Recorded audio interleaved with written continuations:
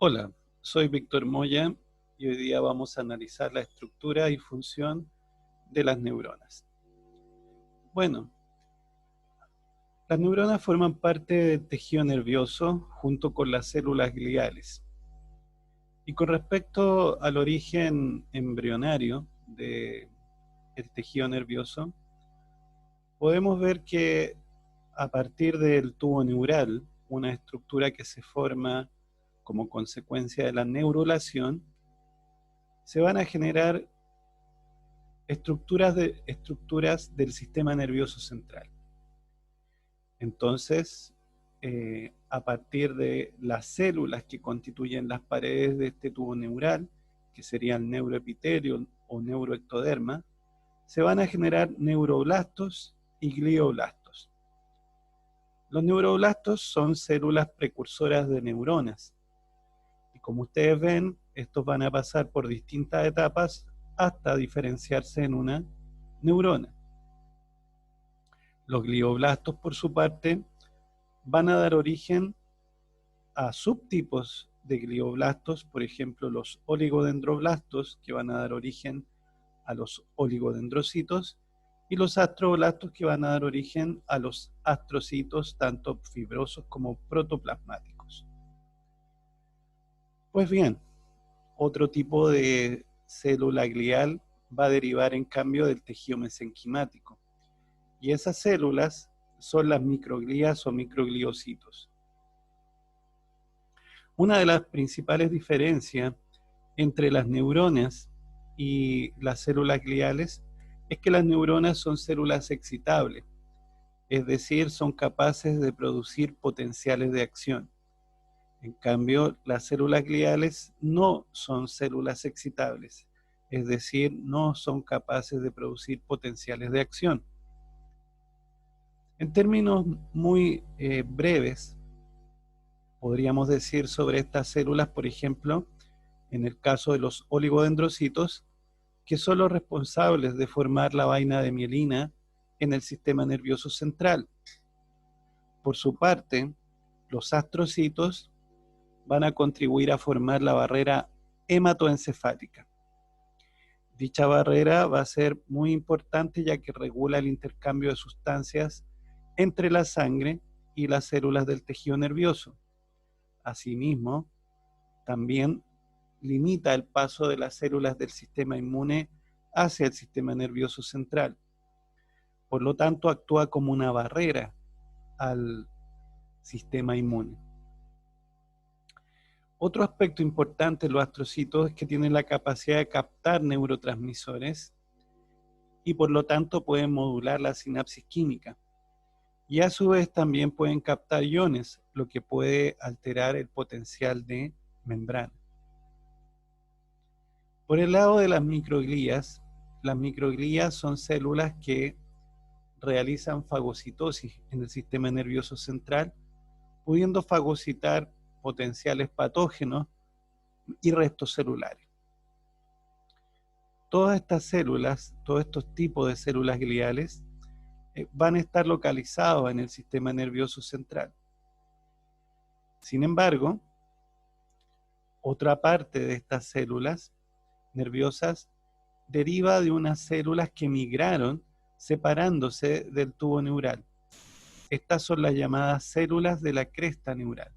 Entonces, estas células de la cresta neural también van a dar origen a algunas neuronas. Por ejemplo, las neuronas unipolares que están dentro de los ganglios raquídeos o espinales, así como también las células satélite y también las células de Schwann o lemnocitos o neurolemnocitos, que son las responsables de formar la vaina de mielina, pero en el sistema nervioso periférico. Asimismo también van a dar origen a las neuronas multipolares que vamos a encontrar al interior de los ganglios simpáticos o autónomos. ¿Ok? Bueno. Las neuronas, entonces, son células excitables. Y estas células excitables tienen algunas características anatómicas particulares. Por ejemplo, la región que contiene la mayor parte del citoplasma y también al núcleo, le vamos a llamar el soma neuronal, soma o cuerpo neuronal. Entonces, desde este soma o cuerpo neuronal se generan prolongaciones del citoplasma. Estas prolongaciones pueden ser cortas, múltiples, muy ramificadas, o eventualmente pueden ser prolongaciones bastante largas, como es la imagen clásica que tenemos del axón. Y también se va a ramificar en la porción terminal. Entonces, con respecto a las llamadas dendritas, ¿qué son las dendritas? Son prolongaciones de este soma neuronal, y estas prolongaciones permiten la conducción de señales hacia el centro celular, hacia el cuerpo celular. Permiten entonces el flujo, por decirlo así, o mejor dicho, permiten la conducción de señales electroquímicas de tipo centrípeto, es decir, insisto, de entrada. Por otro lado, el axón conduce señales desde el soma hacia la periferia, y a eso le vamos a llamar conducción centrífuga. Generalmente, las dendritas están representadas por prolongaciones cortas, múltiples y ramificadas, aunque esto puede variar de una neurona a otra. El axón, en muchos casos, es una prolongación larga que se va a ramificar en la porción distal. Si miramos estas ramificaciones en la porción distal, estas van a recibir el nombre de ramas terminales.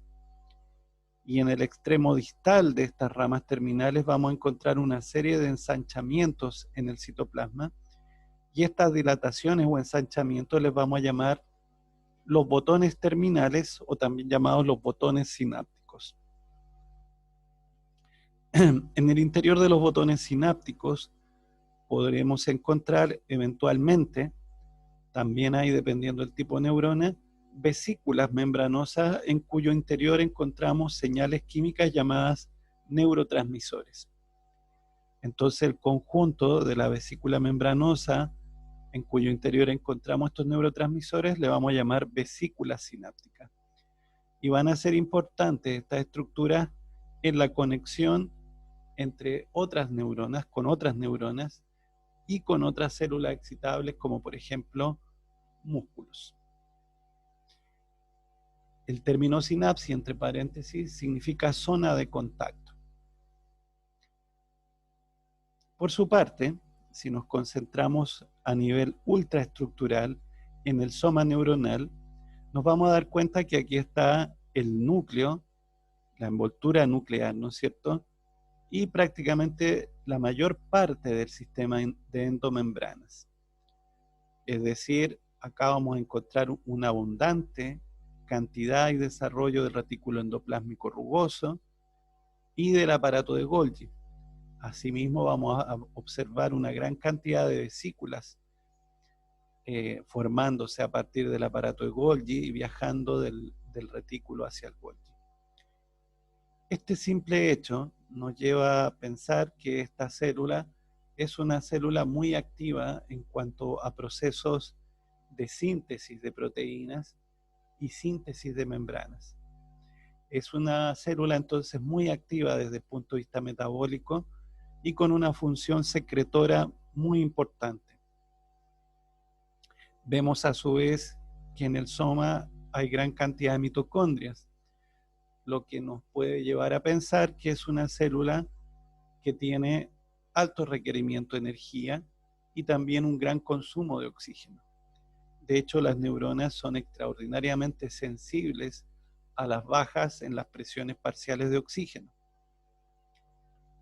Aparte de estas estructuras que vemos acá, otro punto importante en la neurona van a ser los componentes del citoesqueleto, y aquí se ve parte de lo que son los microtúbulos que se disponen a lo largo del axón y que le vamos a llamar más adelante los microtúbulos axónicos. Bueno, cuando observamos una neurona teñida con método de Cajal, un método que utiliza nitrato de plata, vamos a observar en el citoplasma granulaciones oscuras. Eso le da un aspecto granular al citoplasma y es lo que se conoce como los cuerpos de Nissl. Estos cuerpos de Nissl se sabe en la actualidad que son el reflejo de la gran cantidad de retículo endoplásmico rugoso presente en el soma neuronal. Y aparentemente esto tiene que ver con la cantidad de ribosomas asociados a las membranas de este retículo. Bueno, otro punto entonces, decíamos, tiene que ver con el citoesqueleto.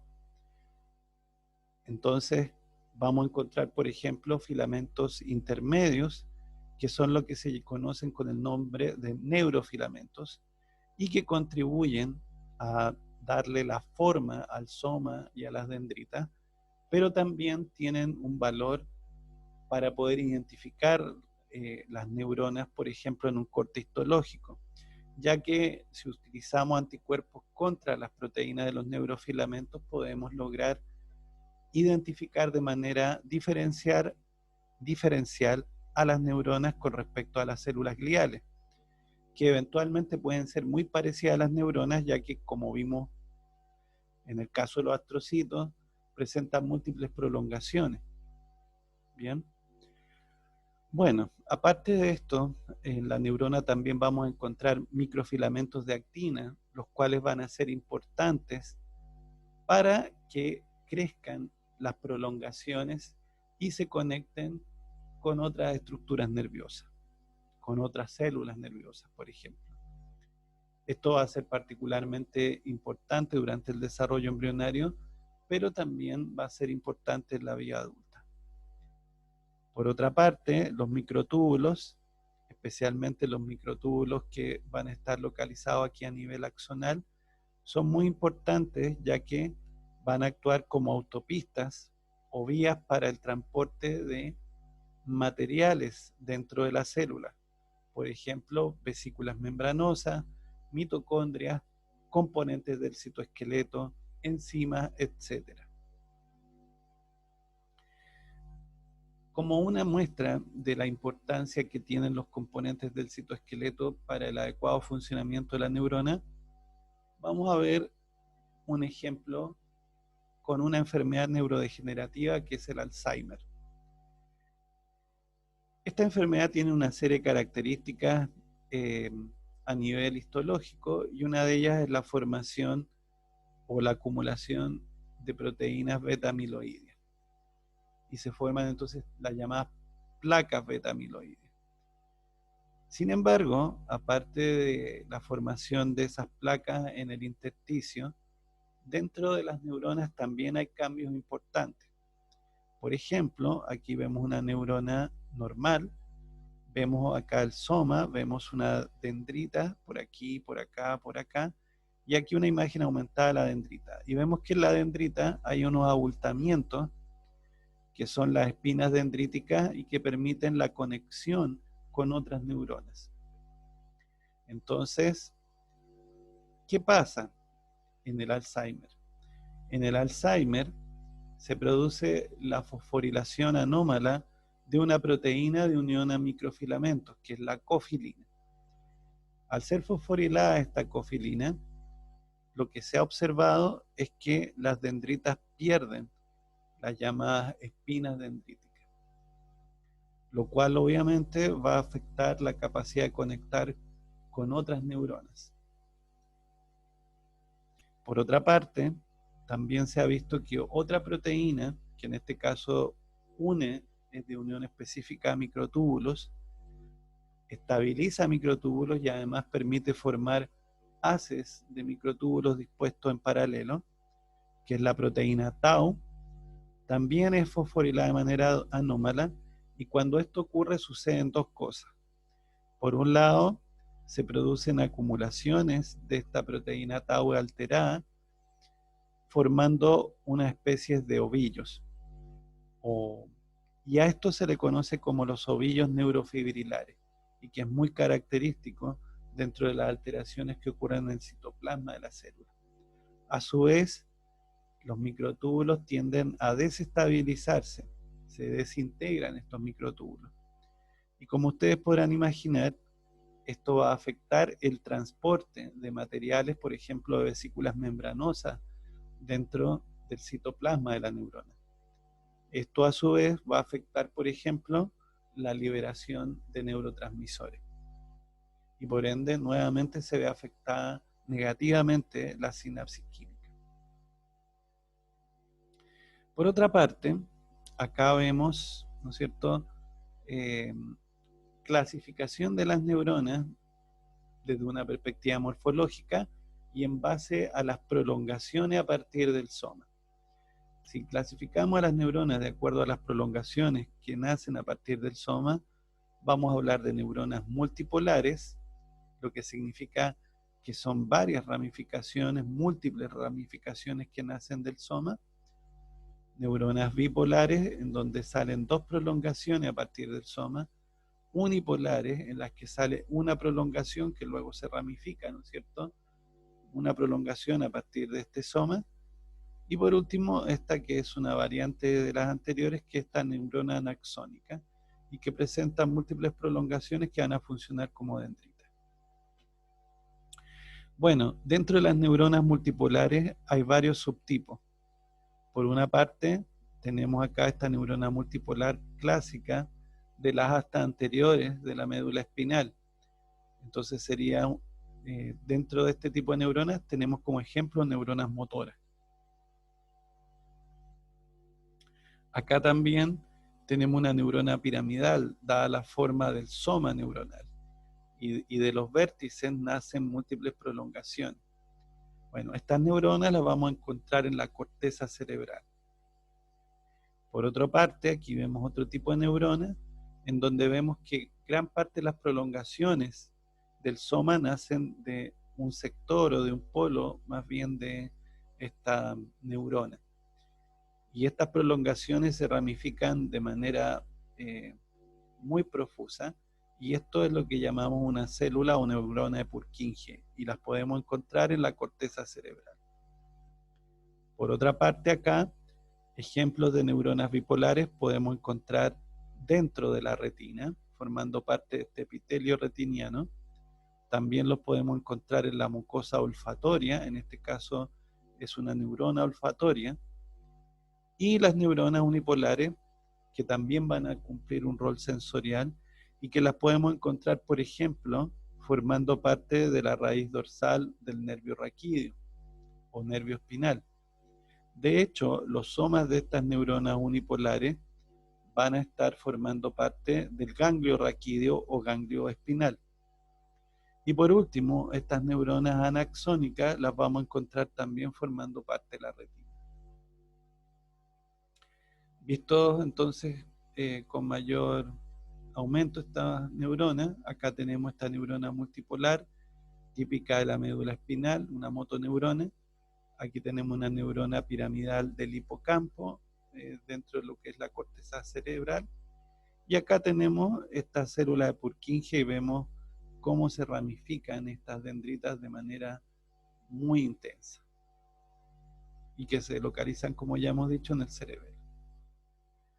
Bueno, si clasificamos ahora a las neuronas de acuerdo a su función, podemos hablar de neuronas sensitivas, neuronas motoras y neuronas de asociación. Como ustedes pueden ver en esta imagen, las neuronas sensitivas serían neuronas que transmiten señales aferentes. Las señales aferentes son señales de entrada con respecto al centro elaborador, que en este caso está representado acá por la sustancia gris de la médula espinal, en este dibujo, ¿no es cierto? Entonces, la transmisión de señales hacia el centro elaborador, que siempre está en el sistema nervioso central, va a ser lo que llamamos una transmisión de tipo aferente o sensitivo. Por otra parte, las neuronas motoras son las que transmiten señales de tipo eferente.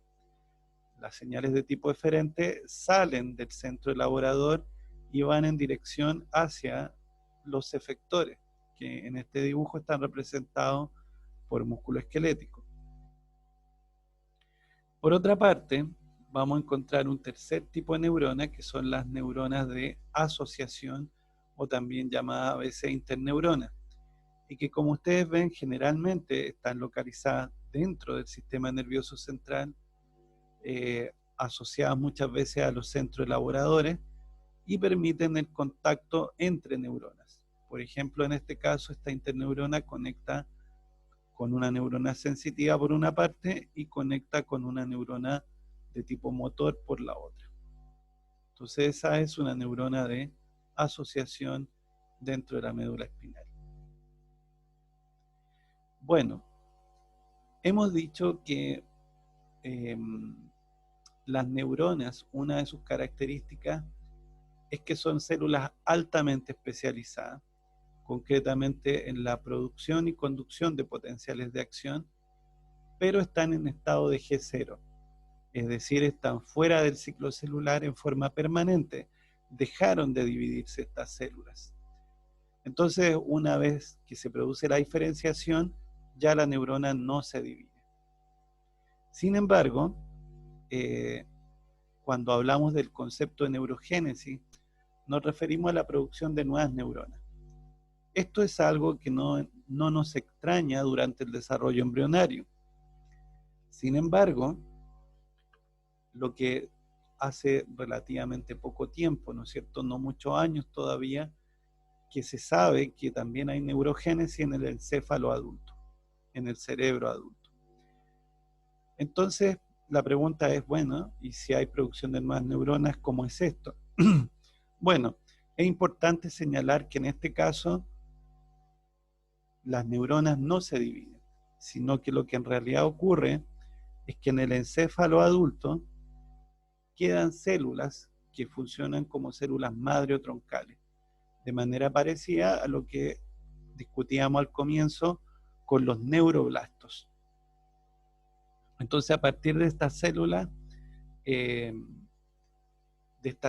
precursoras, de estas células madre, se van a generar nuevas neuronas. Y esto se ha visto tanto en roedores, en primates, como en humanos, y principalmente ocurre a nivel de la zona subgranular del giro dentado en el hipocampo y en la zona subventricular de los ventrículos laterales. Entonces, en esta imagen vemos una rata, un ratón, y acá vemos el cerebro, y lo que nos está mostrando esta microscopía óptica es una inmunofluorescencia del hipocampo. Entonces acá vemos un montón de células que han sido marcadas, y las células de color morado, violeta, son neuronas, y a su vez las que se ven marcadas de color verde son células que expresan un gen que sirve entonces de marcador para mostrarnos dónde están estas nuevas neuronas producidas. Entonces esto nos muestra que efectivamente hay formación de nuevas neuronas en el hipocampo. Y esto es relevante porque el hipocampo, por ejemplo, ha sido involucrado o tiene que ver directamente esta estructura con la memoria. Y a su vez, como tiene que ver con la memoria, entonces está involucrado con el aprendizaje. Entonces, la pregunta sería, bueno, ¿y cuál es la importancia de la neurogénesis adulta? ¿No es cierto? Porque la neurogénesis embrionaria tiene que ver con la formación de todas las células del tejido nervioso. Pero ¿qué pasa en el adulto? Bueno, se piensa que está involucrada esta neurogénesis en el adulto en funciones de memoria, dado, como ya hemos señalado, que está involucrado el hipocampo, que es una de las regiones donde ocurre esto. De hecho, el hipocampo de adultos mayores, vamos a encontrar que la gran mayoría de las neuronas presentes son neuronas relativamente nuevas. Por otra parte, otro aspecto que podría ser relevante y que se ha relacionado con la neurogénesis adulta es la capacidad de distinguir entre situaciones similares. ¿Por qué es importante esto? Porque cuando hablamos de distinguir entre situaciones similares, nos estamos refiriendo a situaciones de potencial riesgo. Entonces, en la medida que se responde bien o que se distingue bien entre dos situaciones similares, cuál es de verdadero riesgo, eso baja la ansiedad. Pero cuando eso no ocurre adecuadamente, la ansiedad aumenta. Entonces, al aumentar la ansiedad, si esta se hace más bien crónica, podría vincularse posteriormente con depresión. Y asociado con depresión, se ha visto que aquellos animales de experimentación que presentan neurogénesis adulta, al ser tratadas con fármacos antidepresivos, responden mucho mejor que aquellos animales en donde la neurogénesis adulta es poco activa o está inactiva. Por último, estudios en ratones y en primates han mostrado que cuando se produce una isquemia a nivel cerebral, es decir, una falta de irrigación sanguínea hacia determinadas regiones cerebrales, o cuando se producen daños debido a convulsiones, lo que se ha observado es que hay producción de nuevas neuronas, las cuales se integran y ayudan a reparar, pero a reparar parcialmente el cerebro dañado. Entonces se piensa que también podrían estar involucradas en estos procesos de reparación. Sin embargo, hay que señalar que esta reparación es incompleta, es parcial e incompleta, y por lo tanto no necesariamente, así como no se recuperan completamente las estructuras, tampoco las funciones. Bueno, siguiendo con algunas características funcionales importantes de la neurona, es que, como señalábamos, va a haber un transporte de materiales dentro de su citoplasma. Y uno de estos transportes importantes es el transporte axonal. El transporte axonal puede ocurrir desde el soma hacia las ramas terminales. A eso le vamos a llamar transporte anterógrado. Mientras que el transporte desde las ramas terminales hacia el soma le vamos a llamar transporte retrógrado.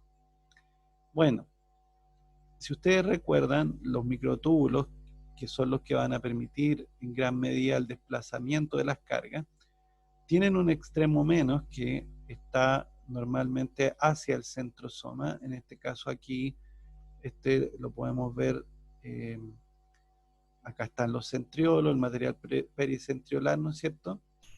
Y el extremo más, en cambio, se encuentra hacia las ramas terminales. Entonces, si el extremo menos está hacia el soma y el más hacia las ramas terminales, significa entonces que el flujo anterógrado, que es el que va hacia el extremo más, depende de proteínas motoras llamadas kinesinas. En cambio, el flujo retrógrado, que va hacia el extremo menos, depende de unas proteínas motoras llamadas las dineínas. Estas proteínas motoras, entonces, son proteínas que pueden cambiar su conformación y desplazarse semejante a el caminar, ¿no es cierto?, sobre el microtúbulo, pero solamente o hacia el extremo más, en el caso de las kinesinas, o hacia el extremo menos, en el caso de las dineínas.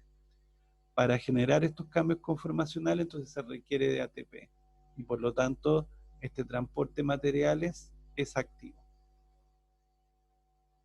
Bueno, en función de esto, entonces, este flujo axónico puede clasificarse también como lento o rápido.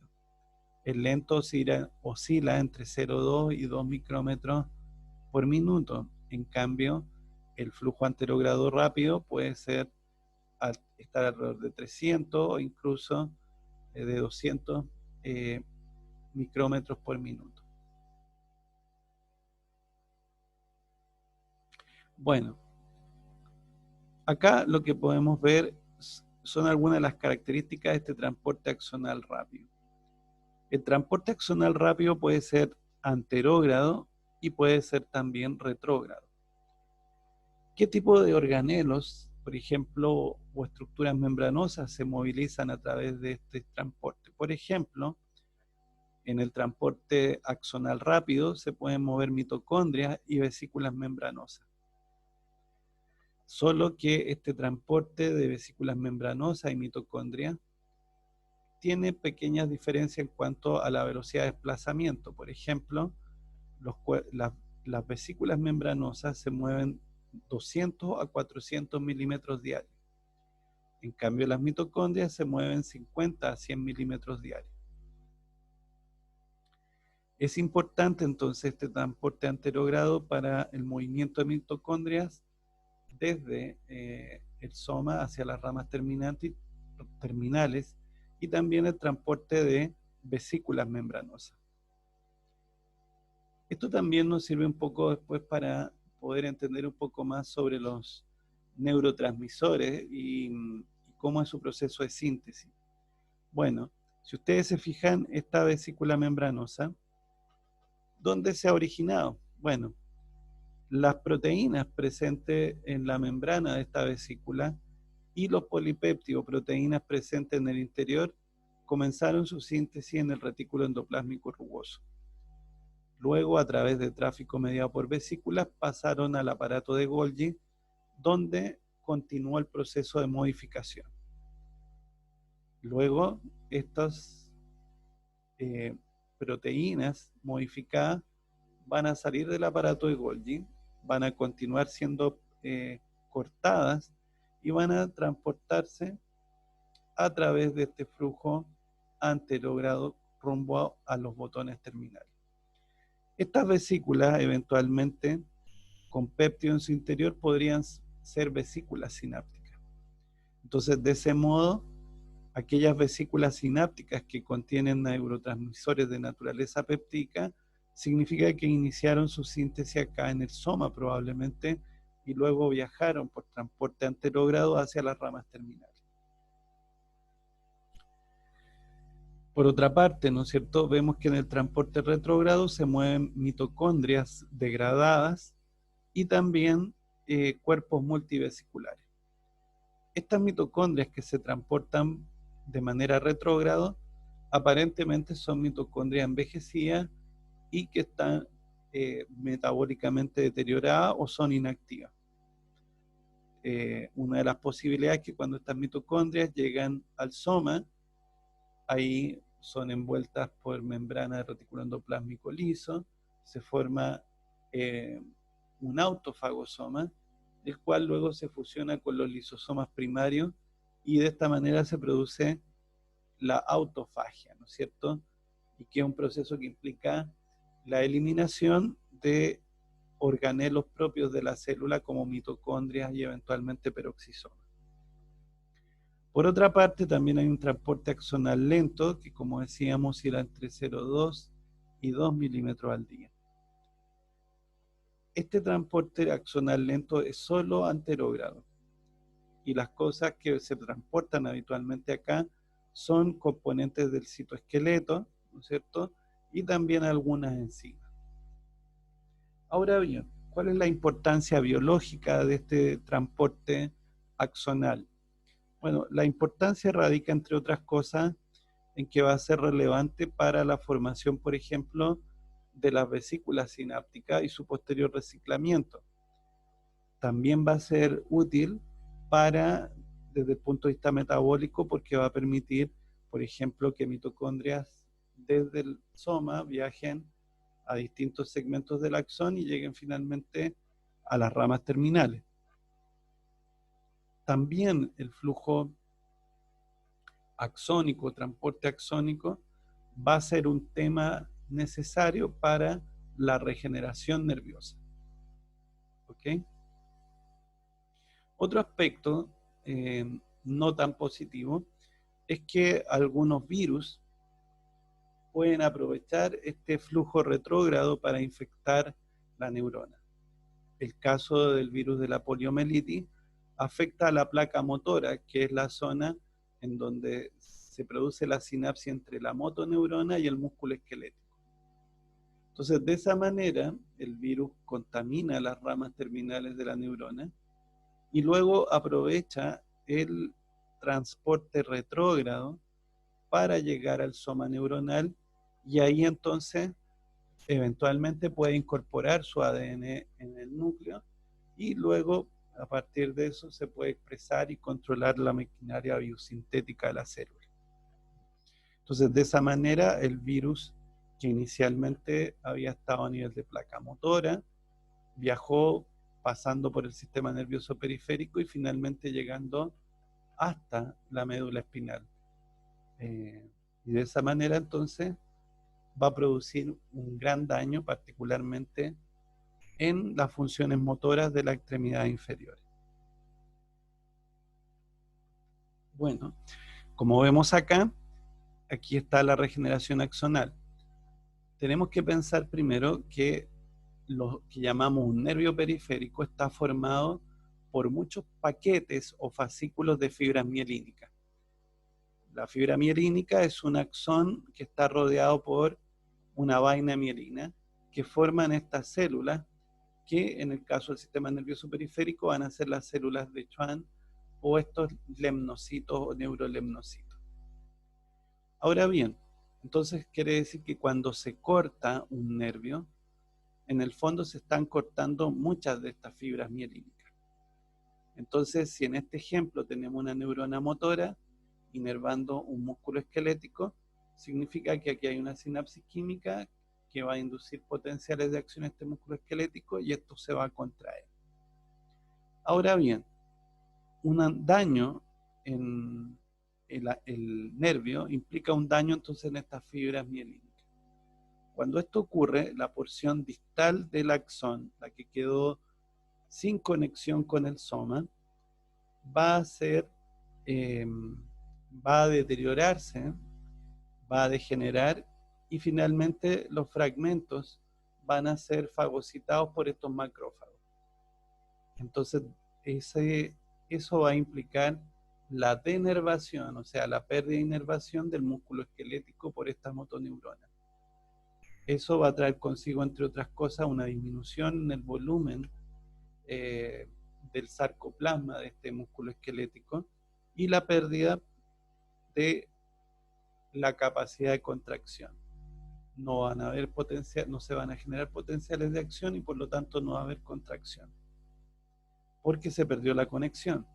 Sin embargo, nosotros podemos ver que a medida que avanza el tiempo, la porción proximal del axón, es decir, la que quedó unida al soma neuronal, puede volver a crecer.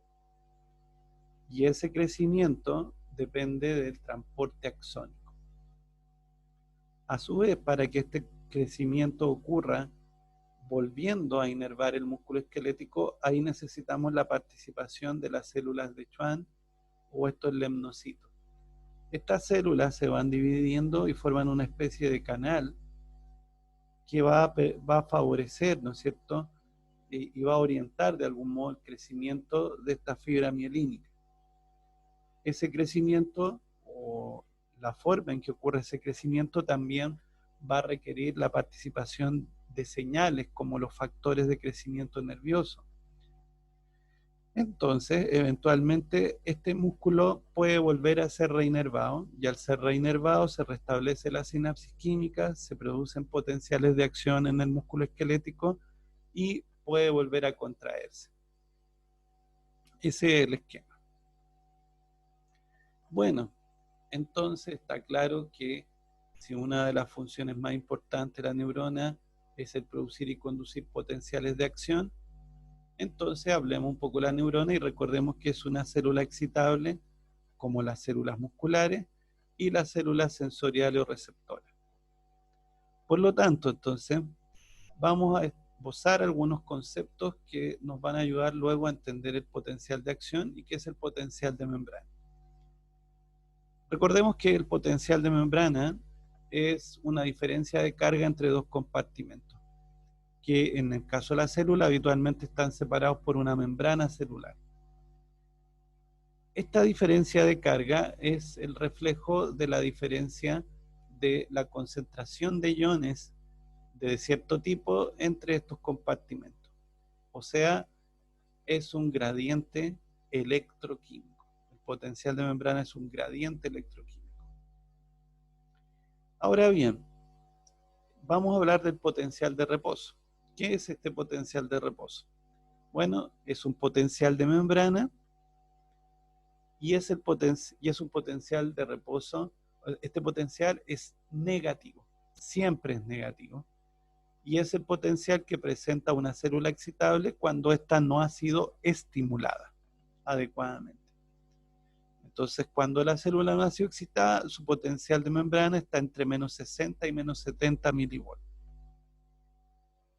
Por otro lado, tenemos el concepto de potencial umbral o de descarga, que es un potencial de membrana más positivo que el potencial de reposo, pero que sigue siendo negativo. Por lo tanto, podríamos decir que es un potencial de membrana menos negativo que el potencial de reposo. ¿Y cuál es la importancia de este potencial de membrana? Que al alcanzarse, desencadena la apertura de los canales de sodio regulados por voltaje y por ende dispara un potencial de acción de manera irreversible. Entonces, cada vez que se alcance el potencial umbral, se va a desencadenar un potencial de acción. Si el cambio potencial no alcanza al potencial umbral, entonces no va a haber generación de potenciales de acción. Entonces, en términos de valor, el potencial umbral o de descarga oscila entre menos 30 y menos 35 milivolts. Por último, el potencial de acción, en realidad más que un potencial de membrana, corresponde a un conjunto de cambios en el potencial de membrana. Y este conjunto de cambios tiene la capacidad de autopropagarse, es decir, se propaga a lo largo de toda la membrana plasmática una vez que se inicia. Entonces vamos a decir que es una perturbación de tipo electroquímico, o si ustedes quieren una perturbación en el potencial de membrana, que tiene capacidad de autopropagación. Y en el caso de una neurona, este potencial de acción tiene 3 etapas, que son la depolarización, la repolarización y la hiperpolarización. Para poder entender mejor esto, vamos a hablar del concepto de cambio en el potencial de membrana. Entonces, los cambios en el potencial de membrana se explican en base a la comparación con el potencial de reposo, que ya sabemos es negativo. Entonces, vemos esta célula que tiene un potencial de membrana negativo y que no ha sido estimulada, por lo tanto está en potencial de reposo. Entonces vemos que la carga predominante en el intra es negativa con respecto a la electra, que es positiva. La depolarización lo que va a implicar, que es uno de estos cambios que vamos a explicar, consiste en que el potencial de membrana se vuelve menos negativo, o como en este caso mucho más exagerado, se vuelve positivo. Entonces, cuando el potencial de membrana se vuelve positivo, o se hace más positivo, vamos a hablar de una despolarización o depolarización. En cambio, cuando el potencial de membrana se vuelve más negativo que el potencial de reposo, a eso le vamos a llamar una hiperpolarización. Entonces, esos son los principales cambios en el potencial de membrana que vamos a poder encontrar. Y además de eso, podríamos agregar un tercer cambio, que es la repolarización, y que es aquella etapa, en realidad, cuando el potencial de membrana se vuelve a acercar o a llegar al potencial de reposo. Entonces, veamos esto en esta imagen inferior, y vemos que en el eje X está el tiempo medido en milisegundos, y en el eje Y está el potencial de membrana en milivolts. Fíjense ustedes que aquí no se ha aplicado estímulo y el potencial de membrana está en menos 70 milivolts. Por lo tanto, esto es un potencial de reposo. Es un potencial de reposo. Ahora, cuando el potencial de membrana se vuelve más positivo con respecto al potencial de reposo, aun cuando siga siendo negativo. Fíjense que ahí está el 0. A ese proceso le vamos a llamar una depolarización, porque el potencial de membrana se hizo más positivo que el reposo. Luego vemos que el potencial de membrana regresa al potencial de reposo y a ese fenómeno le llamamos repolarización. Por otra parte, si aplicamos un estímulo de otro tipo, vamos a ver que aquí en verde el potencial de membrana se hizo más negativo y a eso le llamamos una hiperpolarización. Luego vemos que este regresa al potencial de reposo y eso que está acá marcado de color azul correspondería a la fase de repolarización. Entonces no importa si el potencial de membrana era más negativo o más positivo, siempre va a tender a regresar a este potencial de reposo y a ese proceso le llamamos la repolarización. Bien, eso es todo por ahora con la neurona y luego continuaremos con los potenciales de membrana con más detalle y potencial de acción.